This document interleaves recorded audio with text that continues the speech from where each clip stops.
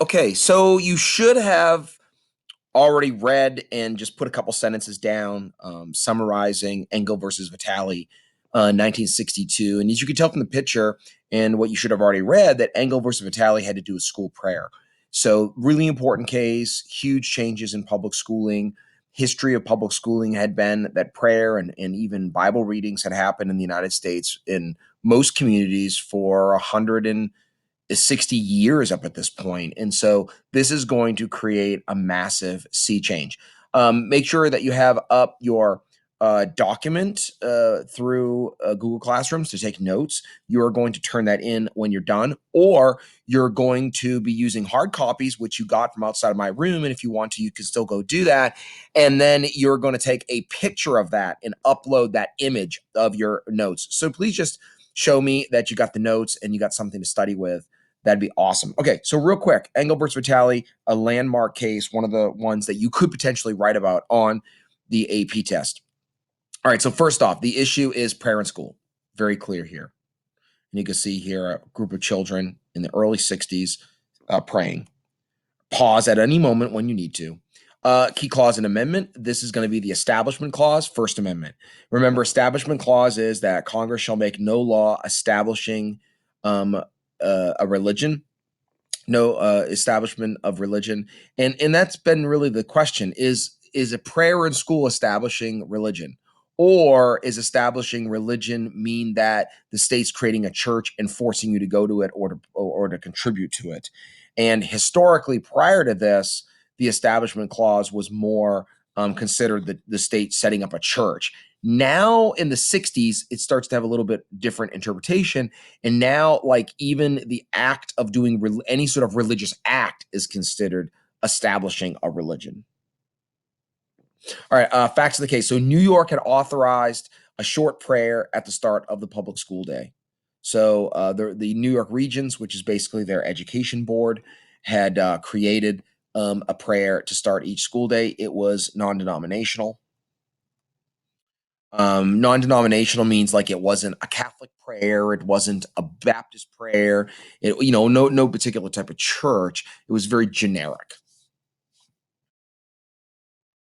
And they ended up getting a lawsuit against it. Groups opposed to it said that it violated the Establishment Clause of the First Amendment, meaning that by the act of having a prayer at the start of school day, established religion. Again, prior to this, most people didn't have really an issue constitutionally with it because establishment was understood to be where the state literally creates like a church and says everyone has to, contribute or go to the Baptist church or a congregational church or whatever church they create.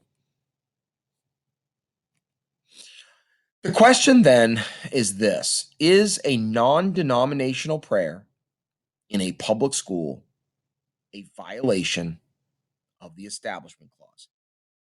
Is a non denominational prayer in a public school a violation of the Establishment Clause? Go ahead and pause if you need to pause it.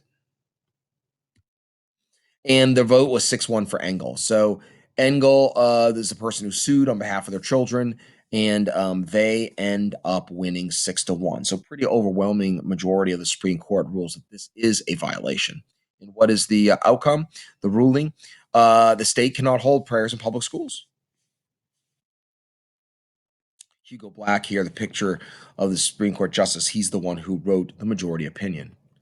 And even if it's not required and non-denominational, so even if you have a prayer and it's not required by anyone to take part in, and it's non-denominational, that violates the Establishment Clause according to the Supreme Court. They said that the policy breached separation of church and state. Many critics of this case have said, well, the words separation of church and state actually don't exist in the Constitution, which is true. There isn't. It just says there shall be no establishment of religion. The theory, though, of church and state is that the government can't tell you what church to go to, and so that's, again, all of this comes down to interpretation. It's not super clear exactly. And they also said in it that the government has no business drafting formal prayers. That's not the job of government. And so most schools, which had prayers in school, now got rid of them. One little side note is that as a way to kind of deal with this ruling, remember states can pass a law kind of mitigating the effects of it. In Virginia, we have the moment of silence, and a lot of states have gone to the moment of silence. That is a way to kind of mitigate the ruling, not make it quite as harsh. And so that's something that we do every single day, and that's because of this ruling in Engel versus Vitale. The dissent was one person, and that's Justice Potter Stewart, written he's seen here in the picture. And his dissent was that no official religion was established by allowing those who voluntarily wanted to pray to pray. So just because if you are forcing everyone to pray, that might be different. But Stewart's argument was that religion was not established because this was voluntary and was non-denominational. All right, awesome. That's it for that case.